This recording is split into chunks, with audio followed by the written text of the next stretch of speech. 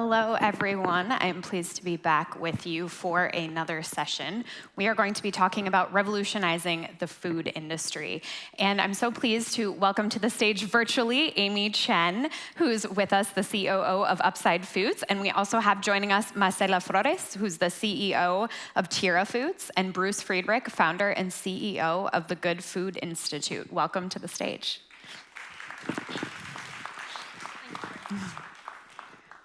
Thanks so much to all of you for being here. Amy, it's great to see you virtually. I'm really excited to have this conversation. We all know what a polluter the agriculture industry is, huge source of CO2 emissions, and we know that the food industry must change. So we are here to talk about how we need to do that. Marcela, you have a focus on nature and connecting agriculture to nature. Why is your approach to changing the food system different? Thank you, and hello, it's a pleasure to be here today. We start from the point that 75% of our calories come from 12 plants and 5 animals, when we could be eating 300,000 plants, and that wreaks havoc really to the system. It makes it very dependable, very fragile, and what we need now is more resilient systems that can absorb carbon and can be good for biodiversity and also for social justice. So we're looking at this trilemma that we're facing in a way that is holistic.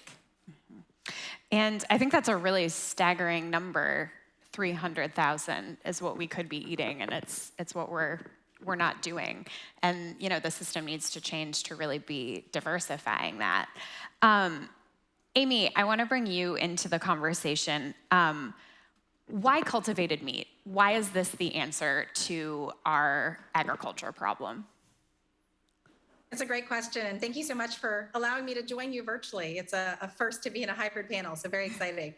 So Upside Foods is the first and the leading cultivated meat company, and we make real meat from animal cells. So it's real meat, it's not plant-based or vegan or vegetarian, but we essentially grow real meat that people love in a way that's better for animals, for environment, and for our taste buds at the same time. And I think your question is a really good one, because there's a question, why do we need to reinvent meat? I think we start with a very fundamental premise. I'm from Texas, and I love meat. And it turns out that people all around the world love meat and have always had a really hard time giving up one of their favorite foods. It's so integrated to who we are as cultures, as people, into our culinary traditions. And so we've really taken the approach of saying, how do we give people what they love, but reinvent the way that meat is made? Marcela was talking a little bit about some of the impact of crops and certain animals. If you think about the impact that our meat system has on the world, it's a tremendous amount, as much as 1/6 of all greenhouse gases, 1/3 of arable land and water. It is simply not sustainable for us to think about doubling the population in the next few years and our demand for meat, and doing it the way it's made now. So we believe that we can make meat in a new way that gives people everything that they love, but without the compromises that are required in the system today. And I also think, in addition to loving meat, it is an important part of people's diet in much of the developing world when you're looking for protein sources. With the first Lancet report that came out a couple of years ago, that was probably the most controversial finding, as they encouraged a movement towards a plant-based diet. Obviously, there's a huge meat industry in the world that was not interested in hearing that we shouldn't be eating as much meat. So, not only do, people from Texas love their barbecue, but you have people who perhaps their only access to protein is from a chicken, from that meat, from eggs, et cetera. So I think that's something that we also have to keep in mind when we're talking about where this industry is going and why these shifts are needed, but also who we might be leaving behind while we're doing that. Bruce, I want to bring you in. Good Food, also does cultivated meat, but also plant-based meat. Tell us a little bit about sort of your approach to both of those things and the difference that you hope to make in changing the industry. Yeah, thank you very much, Teresa, and thanks to all of you for being here at Devex. It's such an important and exciting conference, and so great to meet all of these people who are focused on making the world better.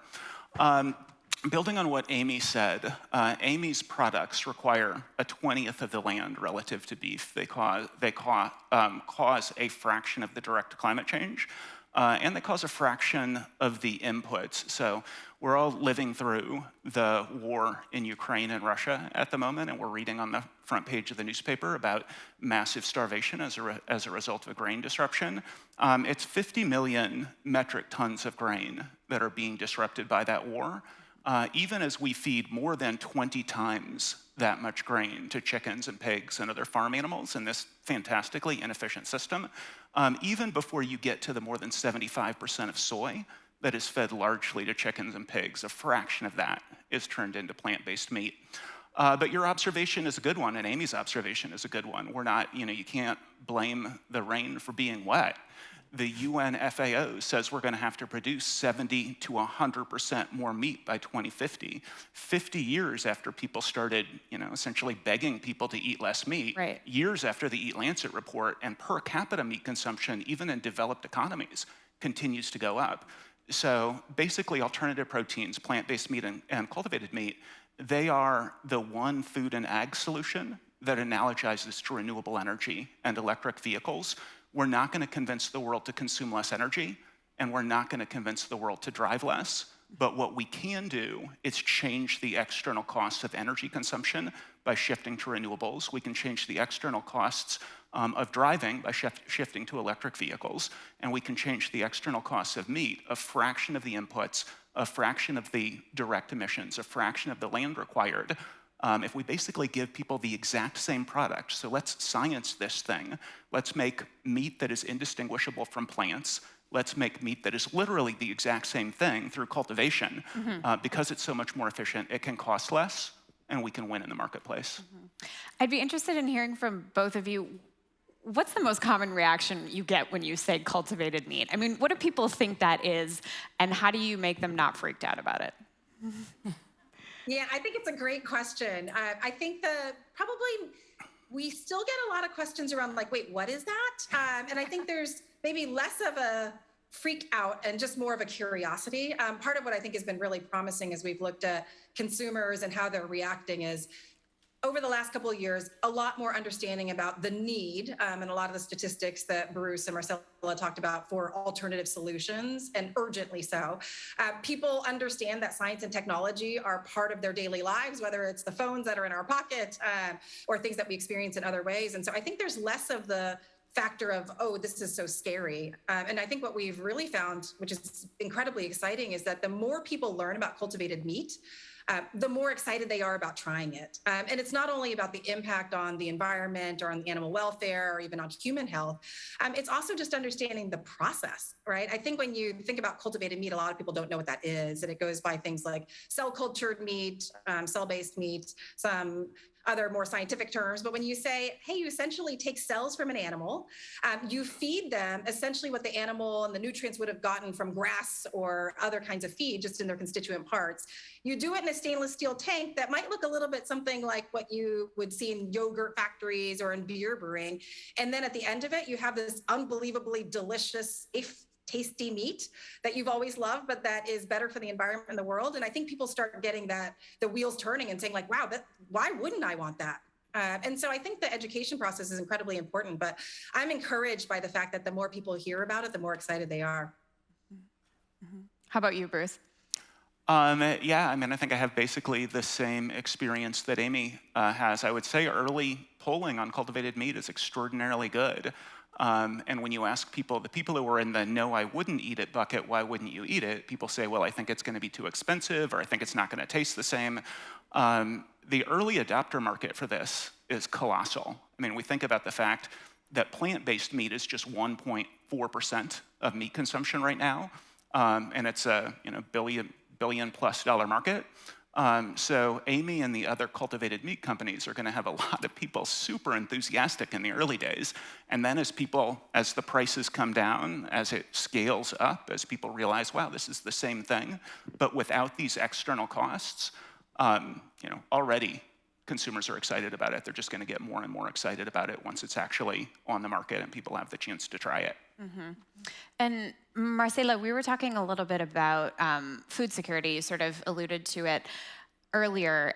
And we were talking about how we can solve some of these problems if we are actually cultivating much more of a diversity of crops. You know, you mentioned the position we find ourselves in because of Ukraine and all of the grain that's stuck in that country. What sort of a solution can expanding the different kinds of foods that we're eating provide for food security? Yeah, thank you. So, following up from the points that Amy and Bruce make so well, so those solutions are great, and I think that they are doing a lot to kind of get consumers to engage in the carbon reduction pathway, right?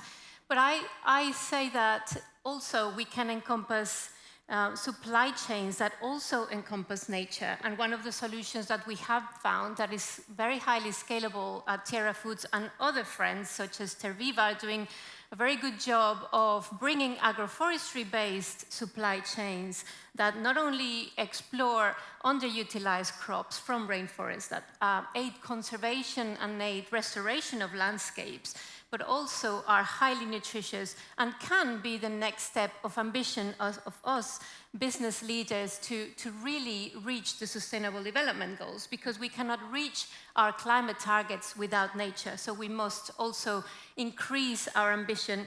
Where does every single bit of our supply chain come from? Is it regenerative? Is it nature positive? Is it good for the foundational fabric of our supply chain, who are our growers? Is it just all those really important things? So in terms of diversifying, we have found that agroforestry-based solutions at scale can be achievable and can be very compatible with what we all are doing. And I think this is a moment where people are thinking about that supply chain perhaps more than they ever have before. We saw it with COVID, where all of a sudden, people in the Western world went to the grocery store and what they were used to buying was not on the shelf. And that was the first time many people had to think, like, where is the food that I typically buy? Why isn't it on this shelf? Where is it coming from? Oh, that's because, the field it grows in, the farmers are on lockdown in that country and they can't make it to the field, and, the whole thing. Exactly. How does this actually get to the consumer? And we're, of course, seeing it exacerbated right now with the war in Ukraine and the cost of fuel and lockdowns in China and all of that. I think it's people are more conscious about it perhaps than they ever have been before. Exactly. We have our eggs, vegan eggs, all in one basket, so in very few baskets. They are only a handful. 60% of our calories are made from wheat, maize, and rice. And so that is just crazy. It just drives this monoculture system that's destroying our soil. And we're in the adoptive home of President Roosevelt, who said the nation that destroys their soil destroys themselves. So we must build that resilience, both for the planet, but for our supply chain systems, to be able to cope with those shocks and be able to still feed ourselves. And there are many underexplored sources in the rainforests. This is another area where alternative proteins, like once people start thinking about it, it just really clicks. The most efficient animal at turning crops into meat is the chicken. It takes 9 calories fed to a chicken to get 1 calorie back out. So like everybody in this room, I'm sure, sees food waste as a moral issue, and it is a moral issue. We waste 40% of everything that's produced. But just in the physiology of the chicken is 800% food waste. It takes 9 calories of crops to get 1 calorie back out. And then to the supply chain issue, so you need 9 times as much land, 9 times as much water, 9 times the pesticides and herbicides. But then you're shipping all of those crops to a feed mill, and you're operating a feed mill, and you're shipping the feed to the farm, and you're operating the farm, and you're shipping the animals to the slaughterhouse, and you're operating the slaughterhouse. It's multiple, that's where the climate numbers come in. With beef, it's 40 calories in to get 1 calorie back out. But at the end of the day, most people, they're just not going to eat less meat because of these issues. People want taste, and people want, they want it to be inexpensive, and they want it to be delicious. So with plant-based and cultivated meat, you can condense that supply chain to one factory. This is the one food and ag solution that Bill Gates is excited about and how to avoid a climate disaster. He says, this is electrify everything for meat. You just concentrate it into a factory. It also that entire supply chain is extraordinarily diffuse, extraordinarily fragile. Put it in one factory, and it just has lots and lots of benefits. And Amy, what can other companies, both in the food industry and outside, learn from a company like yours? Yeah, no, I think it's a great question, and one where we're never going to stop learning either, so we learn every day. I think it's really pushing the limits of how we can rethink the way that everything is done, right? I think we are in a world crisis right now that requires creativity and problem solving and challenging all the assumptions, right? And if you think about the way meat has been made for the last 10,000 years, it hasn't changed that dramatically, except perhaps with the introduction of factory farms and some of the industrialization, which might be going in the wrong direction.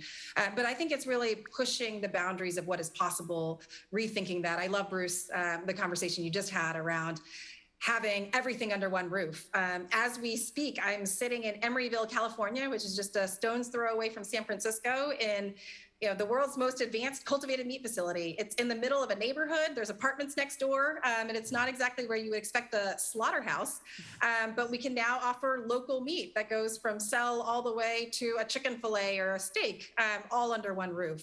And so I think it really requires us challenging a lot of the assumptions that we've made. I think it requires consumer education, where we started the conversation, right? This is new and different, and consumers, I think, are excited about choices that they can make that will have a better impact on the world, but we've got to do our part to be transparent and explain how our processes work, open up our doors as we are starting to here, to allow the public to come in and see what cultivated meat looks like, and ask questions and experience it for themselves, and then ultimately produce products that are incredibly compelling and delicious, right? We need to give consumers a reason to vote with their morals, and their taste buds have to agree, as well as their hearts and their minds. So lots of exciting work, but I think the building of the ecosystem as we create a compelling set of alternatives for consumers, many of which you've heard about today, is going to be an exciting part of the next journey. I think that's something that's really important, is it has to taste good, right? Like, no one's going to eat it if it doesn't taste good. And that's tied so closely to the consumer demand. And Marcela, I've had a lot of people tell me, oh, we're thinking about different kinds of crops we can cultivate now because of Ukraine and because of the wheat, and perhaps parts of the world where wheat was not traditionally such a big part of the diet, but has become that. They import a lot. What other kinds of crops can we be farming instead, whether it's sorghum or millet or teff? But I've had people say to me, we don't have the demand for that. People have gotten used to eating this certain kind of food. This is what they make their bread of.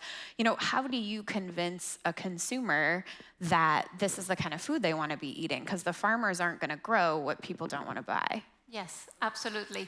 I think that one key thing here is to go directly to large supply chains and to put some of those ingredients in stealth. So you're putting carbon negative ingredients that are forest positive, that are grown in a fair way, but you don't have to necessarily say, oh, and it's got this ingredient that you don't know. So that will make people a bit skeptical. So this is what we're doing first with Tierra Foods. We have developed a delicious flour, but most people don't know that flour from the Ramon tree. It comes from the rainforest seeds, highly nutritious, fantastic for health, but people don't know it. So we are putting it in supply chains, in cookies, in delicious protein bars and things like that. And so we're going to be doing a bit of a test. One of them is going to be products that people already know, and we're not going to say much about it. And another one is going to be an innovation product. And we're going to see which one of the two are going. And we're doing that jointly with B2B, amazing, aligned launch partners. I love that. I think the way to get anybody to try something new is sneak it into a cookie, and then they'll just never even know that they're eating it. Doesn't like a cookie. Yeah. I'd love to hear, from you both, if that's something the cultivated meat industry is thinking about too, kind of how, I don't know if trick is the right word, but either, you can sort of be really upfront in branding about this, or you can just kind of quietly replace what people are already eating. Are you, thinking about what strategy is most effective, Bruce? I think because they're going to enter the market at high price points, we have to be thinking about saying, here is the value proposition for this product. Over time, the products are going to, just like we want electric vehicles to replace combustion engines, and like we want renewables to replace fossil fuels over time. We're super gratified that, for example, Tyson and Cargill are invested in Amy's company or invested in Upside Foods over time. the products, because they are so much more efficient, as production scales up, will get to a place where they taste the same or better and cost the same or less. But early on, I would hypothesize, and interested in whether you agree with this, Amy, that it's going to be, look at this product, it's better, here's why it's better, help us make this the future of meat. Mm-hmm. Amy? That's exactly right, Bruce. I think what we've seen from consumers and talking to them is that they want to know. They want to know that it is different and that this is made in a different way. They want to know about the benefits, but then they want it to taste extraordinary, right? And ultimately, when we try our products, I think the highest compliment that we can give is that, oh, this tastes exactly like the meat that I expected and have always loved, but that I can feel really good about. And so we're excited about that journey. There's still a lot of work to do on scaling things up, but I think putting this in consumers' mouths as soon as we have regulatory approval is going to be a first step in that journey. All right. Well, thank you so much for joining us. Marcela, Bruce, Amy, thanks for taking the time to be with us. This was a great conversation. I really enjoyed it. Thank you. Great to meet you. Thank you. You.